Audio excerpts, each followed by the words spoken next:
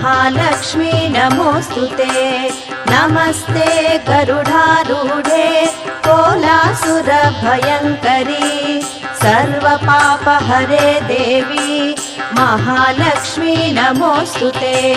सर्वज्ञे सर्ववरदे सर्वदुष्टभयङ्करी सर्वदुःखहरे देवी महालक्ष्मी नमोस्तुते।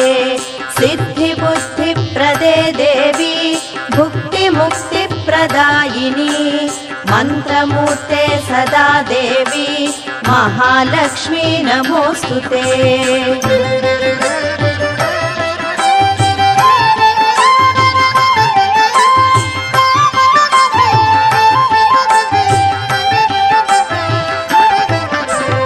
आद्यन्तरहिते देवी आदिशक्ति महेश्वरी योगज्ञे योगसम्भूते महालक्ष्मी नमोस्तुते।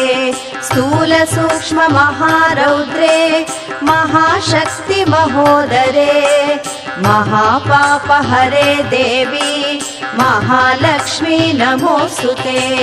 पद्मासनस्थिते देवी परब्रह्मस्वरूपिणी परमेशी जगन्मातः महालक्ष्मी